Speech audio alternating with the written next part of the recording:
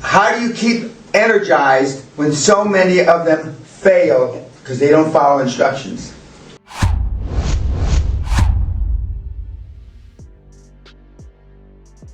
Good morning, everybody. Good morning.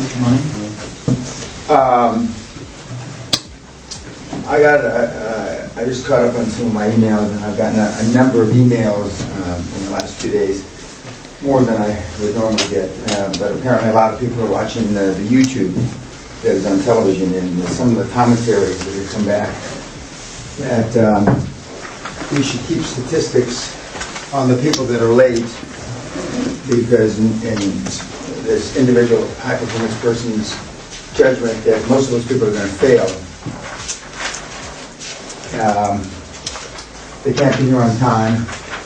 If they're 1 second late to a meeting with him, he doesn't see him, and he fires them. 1 second, not 1 minute, 1 second.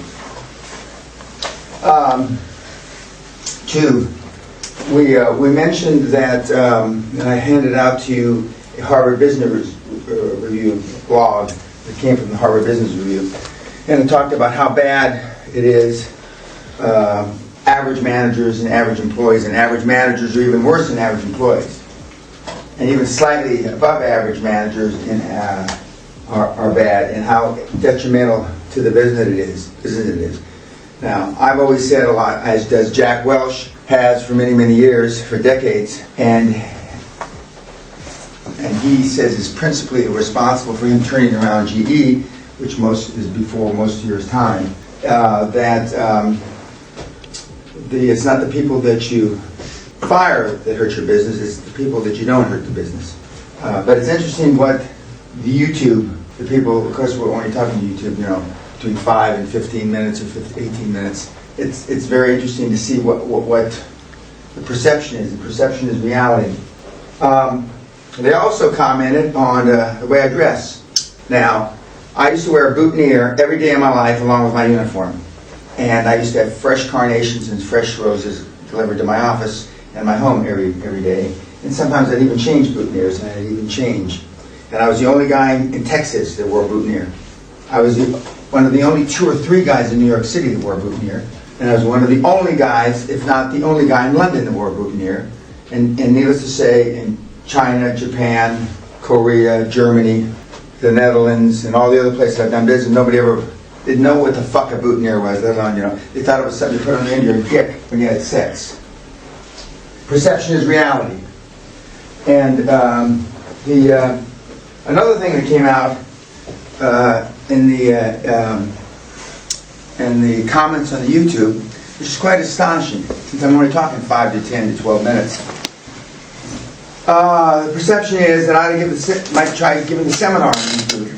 And he said it seems to be they think thousands would sign up for $1,000. I'm not sure that's true, but it's interesting. And they said, for those of you, most of these people that are emailing me have seen me in person, that it's not the same, but it's better than listening to the tapes.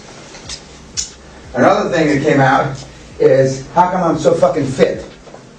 I'm 67 fucking years old, and I'm probably fitter than anybody in this room, including Marcus and his brother.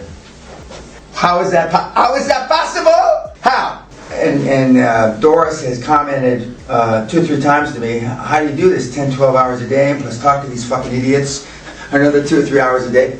You're being idiots. So how do you do this 12, 14, 15, 16 hours?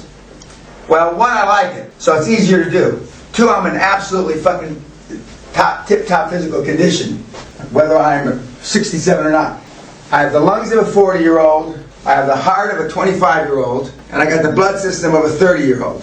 So, I can work on the line, other than my arthritis, and I stretch every morning. So, if I forget to stretch, though, by about 11 o'clock, 11:30, I'm walking a little more gingerly.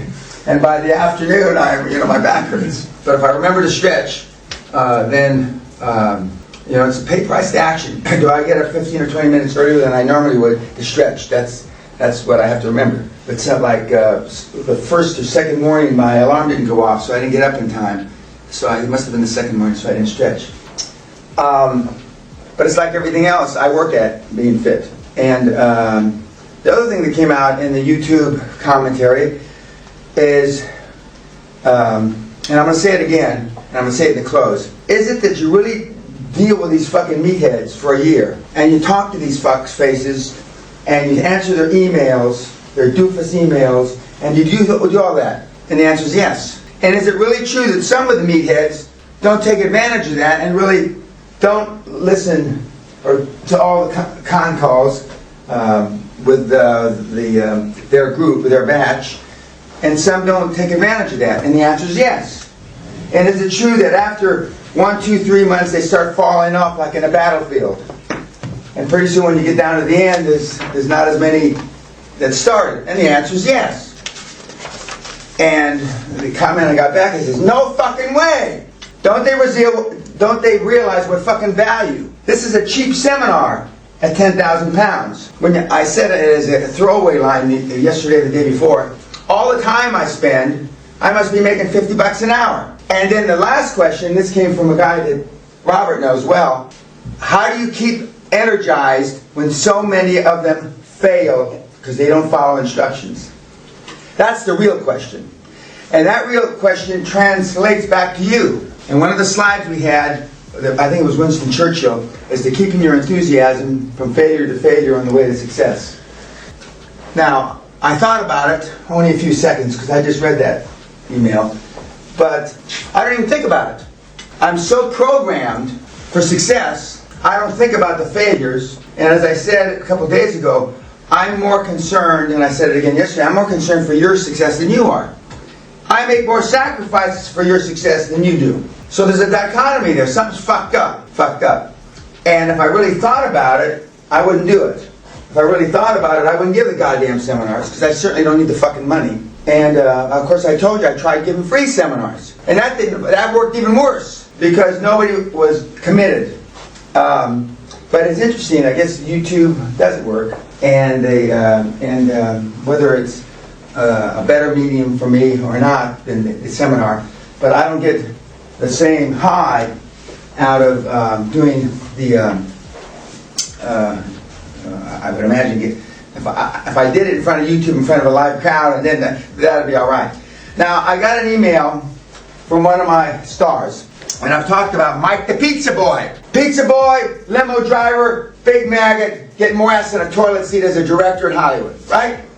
I've talked about him in the goddamn newsletter. I've talked about him in tweets. I've talked about him a lot. Well, this is Mike the Pizza Boy. The two big, tall bimbos are his. The short little fat fuck is Wozniak.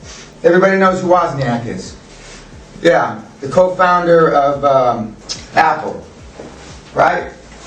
And I didn't know Wozniak was short, because Mikey's this tall. Mikey, you watching this? Maybe he's that tall. And he's man of the year from one of those countries that don't exist anymore. So I don't know what a big fucking deal it is to be man of the year of a country that doesn't exist anymore. But he writes me an email and he says, watch your videos earlier, you mentioned Steve Jobs. Wozniak said that Jobs was a huge fan of Ayn Rand's Atlas Shrugged and believed 1,000% in his mind he was part of the superior race who would end up controlling the world before he ever had a dime. Sound familiar? Wozniak said he wanted people to like him. Wozniak wanted people to like him. So he never took the top positions. Look at the difference between them both. Billions and hundreds of millions. You want to be liked? You want to be a fucking gypsy that they like? Sensitivity equals fucking poverty. You live in a fucking trailer camp with the rest of your relatives. Fucking gypsy trash. Oh, and then he's talking about his movie. I'm not going to promote his movie anyway.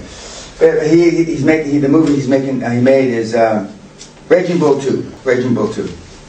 A fucking pizza guy, and he's with the actors that are in it. And I'm gonna have a drink with him, and the guy that is into naked and swapping wives and shit. Now that's his business.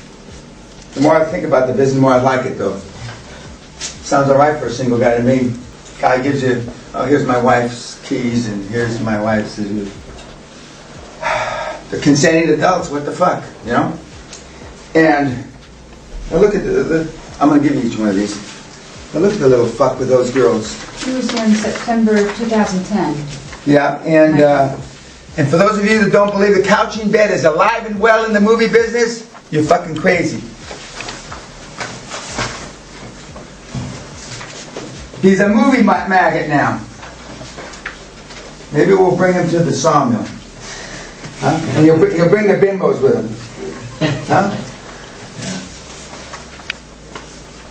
But Mikey, he's a good kid. He's another kid that did what I told him to do. Unlike most. Let's see. Last night we saw Danbo. And the music, dun dun dun dun dun dun dun dun. And Danbo was a movie that was made about me in 1986, and I used some off-duty BBC guys, and we had two crews, and we went to Botswana for 15 days when I was on safari. It has not been put on YouTube, because I'm not so sure me killing animals is such a good thing to put on YouTube. But if you got some commentary about this, let me know. I killed a whole bunch of animals, and most of them are hanging in the halls in the trophy room in the house. But I said at the end, my experience, that's just part of my experience, is different because I'm from a different social economic milieu than you, so you can't really compare your thought process to mine. But I am here to tell you that irrespective of the fact that you jump on lines with knives and shit like I used to do, you can do this by what Theodore Roosevelt talked about, practicing fearlessness. And another superstar said, you're really pounding emotional bank accounts. And now you got some new shit in your seminar about how you're programmed genetically to be a cunt. And he says, that's new shit. How come you didn't tell me when I was there? And I said, because I'm trying to laser beam focus even more than I ever did, beyond emotional bank account, to try to get you to understand why you got no nuts. But it's okay to have no nuts. Nothing derogatory intended to the women in the audience or to Megan, who I look out there, I squint my eyes, and I say my daughter. So, but it's okay.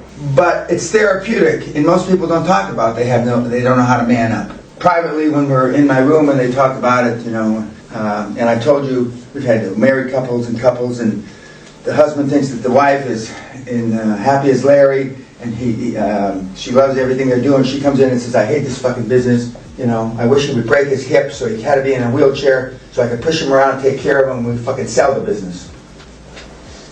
That's normally how much you don't understand what your significant other thinks of what you do. And I've already told you, I'm guilty of that myself. Here I'm euphoric, walking around like I'm in heaven, and then the fucking building falls on me. Okay, today's the last day. It's like sex, it all comes at the end. And we're going to cover a lot of things, and then we're going to summarize. Robert's going to finish up on internet marketing, and that's not filmed because it's proprietary. You already told the gypsies too much shit, like I told you last night. But no, all kidding aside, you're here to learn. Okay, are there any questions? Thank you.